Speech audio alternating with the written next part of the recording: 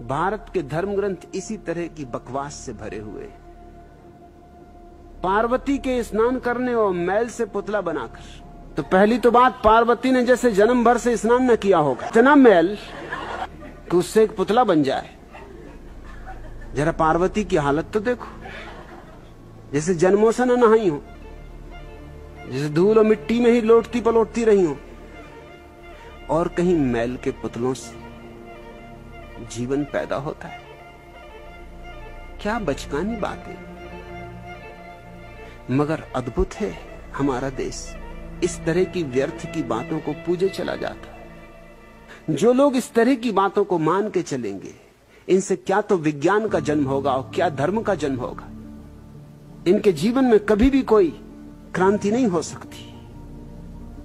कोई आज की मूर्ता नहीं, बड़ी पुरानी, बड़ी प्राचीन, इसकी जड़ें बड़ी गहरी, और इसे काटना हो तो पीड़ा तो होगी। मैं किसी भी मूर्ता को स्वीकार करने को राजी नहीं, चाहे वो कितने ही महत्वपूर्ण शास्त्र में लिखी हो।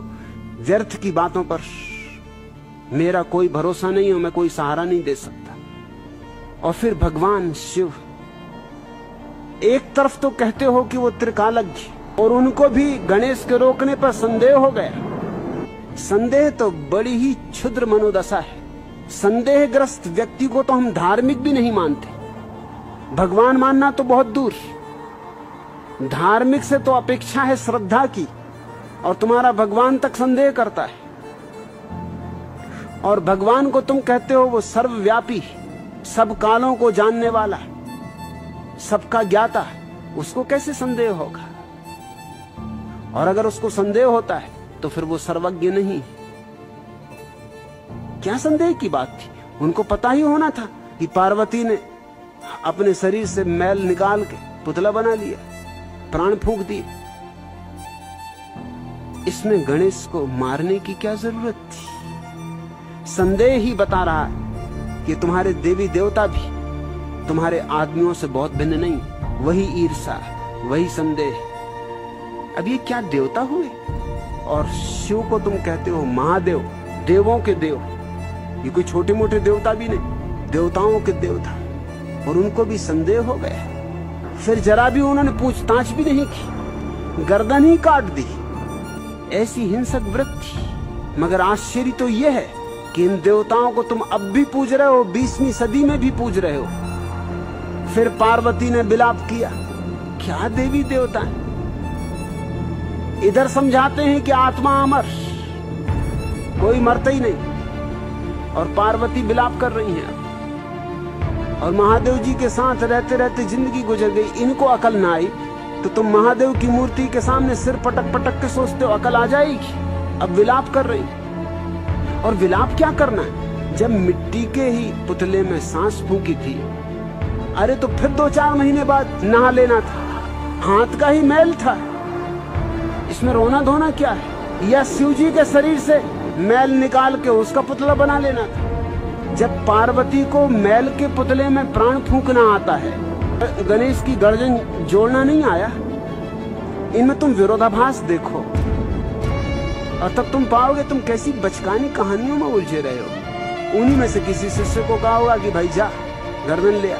अब ये भी बड़े मजे की बात है कि गर्दन काटी थी तो गर्दन वहीं पड़ी होगी, क्या एकदम स्वर्ग चली गई थी? शिष्यों को भेज दिया गर्दन लेने। वो एक नवजात हाथी को मार के उसकी गर्दन ले आए, और शिव जी ने उसी गर्दन को जोड़ दी और वे पुनरुज्जीवित हो गए। ये सारी चीजें उस समय के लिए शायद ठीक रही होंगी जब आदमी का बिल्कुल बचपना था।